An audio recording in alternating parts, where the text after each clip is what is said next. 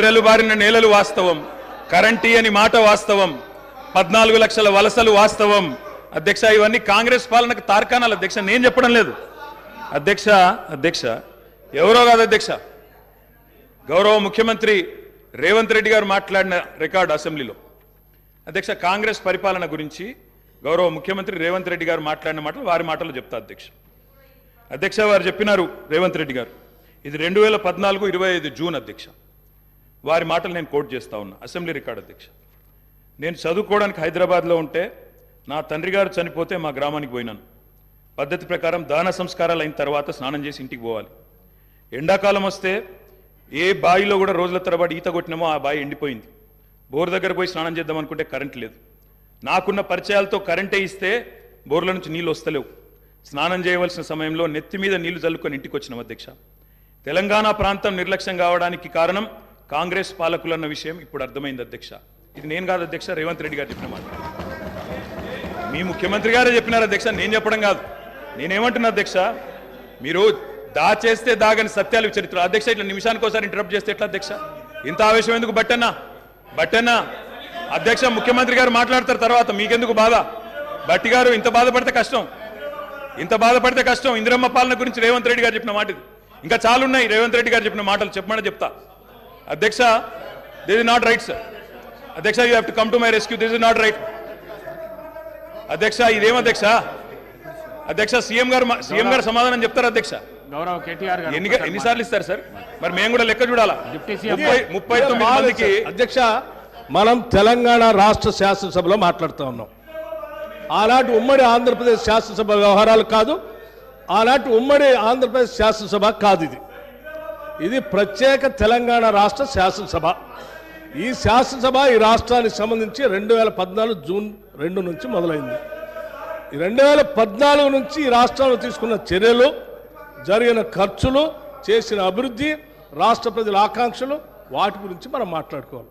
గతం అంతా బాగాలేదనే కదా అందరు కలిసి కొట్లాడి ఏకగ్రీవంగా తీర్మానం చేసి తెలంగాణ రాష్ట్రం ఇంకా అది చూపించి నేను వాళ్ళతో పోటీ పడతా అంటే నువ్వు కూడా వాళ్ళతో పోటీ పడితే నువ్వు కూడా అట్టే పో. మరి ఏడెందుకు తెలంగాణ రాష్ట్రం గురించి మాట్లాడండి సార్.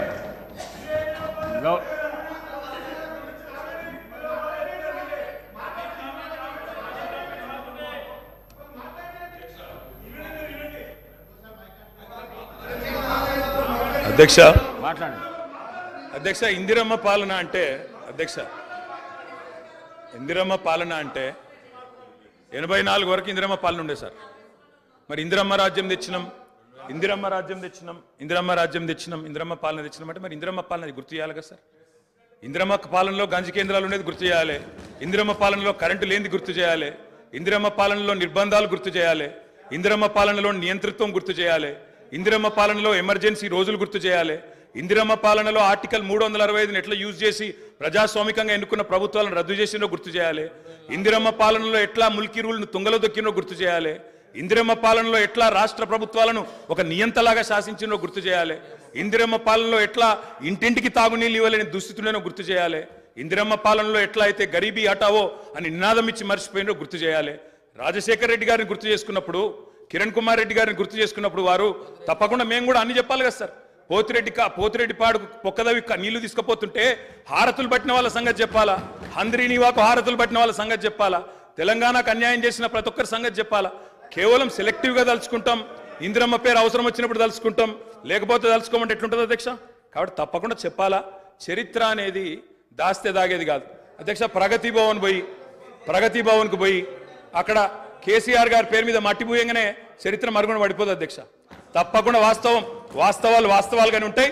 వాస్తవం ఏంది అంటే 50 ఏళ్ల గోస తర్వాత కలిసొచ్చే కాలానికి నడిసొచ్చే కొడుకు కేసీఆర్. తెలంగాణ తల్లిని దాస్య శృంఖలాలు తెంచిన కొడుకు కేసీఆర్ గారు అధ్యక్ష. ఇవాళ వారు మాట్లాడినారు గవర్నర్ గారు, మార్పు మొదలైంది, నిర్బంధం పోయింది అన్నారు. అవును అధ్యక్ష, మార్పు మొదలైంది, నిర్బంధం పోయింది. ఎప్పుడు పోయింది అధ్యక్ష నిర్బంధం? జూన్ 2,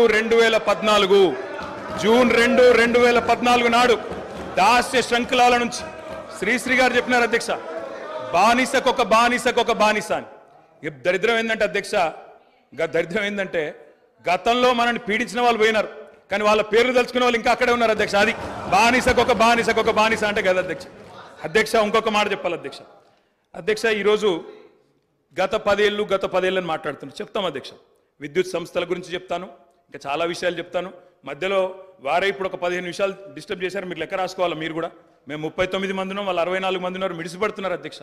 ఎంత అధ్యక్ష తేడా? 1.85% ఓటు మాత్రమే. 1.85%. అధ్యక్ష ఈ రకమైన మిడిసిపాటు మంచిది కాదు. గౌరవ కేటీఆర్ గారు, సబ్జెక్ట్ డీవియేషన్ కాకుండా నేనేం అవ్వలేదు సార్, ఆయన చెప్పిన దానికే చెప్తున్నా. మిమ్మల్ని అక్కడ కూర్చోబెట్టారు అంటే చెప్తున్నా అధ్యక్ష. ఎక్కువ తేడా ఏం లేదు సార్, మిడిసిపాటు వద్దని చెప్తున్నా సార్. అధ్యక్ష, నీళ్లు, నిధులు, నియామకాలు ఇది మా ఉద్యమ నినాదం. దాన్నే అధ్యక్ష వారు సమాధానం ఎట్లాగో చెప్తారు చెప్పండి సార్. సమాధానం ఎట్లాగో చెప్తారు. Leader of the house. Speaker sir, కొంతమంది ఎన్ఆర్ఐస్కి ప్రజాస్వామిక స్ఫూర్తి అర్థము అవగాహన కాదు. మనం ప్రయత్నం చేసినా కూడా వారు తెలుసుకునే ప్రయత్నం చేయరు. ప్రజాస్వామ్యంలో 49కి 0 వాల్యూ ఉంటుంది, 51కి 100% వాల్యూ ఉంటుంది. ఎందుకంటే 51% ఓట్లు, 51% నెంబర్ ఉన్న వాళ్ళు ప్రభుత్వాన్ని ఏర్పాటు చేస్తారు. 49% ఉన్నవాళ్ళు ప్రతిపక్షంగా కూర్చొని ప్రభుత్వం తీసుకునే పరిపాలనలో నిర్ణయాలను, శాసనాలను సహేతుకంగా విశ్లేషించి సలహాలు, సూచనలు ఇస్తారు. సలహాలు, సూచనలు ఒకవేళ ప్రభుత్వము పెడచెవిన పెడితే నిరసనలు, ధర్నాలు, రాస్తారోకలు చేస్తారు. అవసరమైతే ఆమరణ నిరాహార దీక్షలు చేసిన కూడా సందర్భాలు ఉన్నాయి. ఆ స్పిరిట్ను తీసుకోవాలి తప్ప వాళ్ళు 64 ఉన్నారు, మేము 39 మంది ఉన్నాం, మేము అచ్చోసిన ఆంబోతుల్లాకున్నాం, మేము పోడియంలోకి వచ్చి కుస్తీలు కొట్లాడతాం, ఈ రకమైన భాష వారి గౌరవానికి కానీ ఈ సభను నడిపించుకోవడానికి కానీ సహకరించదు. రెండవ అంశం, పదే గత పాలన గురించి, గత ప్రభుత్వాల గురించి మాట్లాడుతున్నాను. సరే, వారు ఏం మాట్లాడతారో మొత్తం విన్నాక రిప్లై చేద్దాం అనుకున్నాను. కాకపోతే నా రిప్లై కోసం వారు తహతహలాడుతున్నారు. గత పాలనలో యూత్ కాంగ్రెస్ వైస్ ప్రెసిడెంట్గా కల్వకుంట్ల చంద్రశేఖరరావుకు అవకాశం ఇచ్చిందే కాంగ్రెస్ పార్టీ. సింగిల్ విండో డైరెక్టర్గా ఎన్నికల్లో పోటీ చేయడానికి ఇస్తే కాంగ్రెస్ పార్టీ తరఫున నిలబడి ఓడిపోయిందే చంద్రశేఖరరావు. గత పాలనలో ఎంపీగా గెలిపించిందే కాంగ్రెస్ పార్టీ. గత పాలనలో షిప్పింగ్ మినిస్టర్ ఇచ్చిందే కాంగ్రెస్ పార్టీ. ఆ తర్వాత కార్మిక శాఖ మంత్రి ఇచ్చిందే కాంగ్రెస్ పార్టీ. అంతెందుకు ఇక్కడ సభ్యుడు ఉన్నాడు, వారు కూడా వారి కుటుంబ సభ్యులే. ఎమ్మెల్యే కాకుండానే మంత్రిని చేసి తర్వాత ఎమ్మెల్యేగా ఎన్నిక చేయడానికి సహకరించిందే కాంగ్రెస్ పార్టీ. ఈరోజు వాళ్ళు ఏ పేరైతే వినోద్ అనుకుంటున్నారో ఆ రాజశేఖర రెడ్డి గారే ఆ మంత్రివర్గంలోనే గత ఆర్థిక శాఖ మంత్రి, సిద్దిపేట ఎమ్మెల్యే గారు ఎమ్మెల్యే పదవి లేకుండా మంత్రిగా ప్రమాణ స్వీకారం చేసిండ్రు. రాజశేఖర రెడ్డి గారి నాయకత్వమే దేశానికి బలమైన నాయకత్వం అని అందులో పనిచేసిండ్రు. మూడవది, పోతిరెడ్డిపాడు పొక్క పెద్దది చేసినప్పుడు కీర్తిశేషులు నాయన్ నరసింహారెడ్డి గారు కడప జిల్లా ఇన్ఛార్జ్ మినిస్టర్.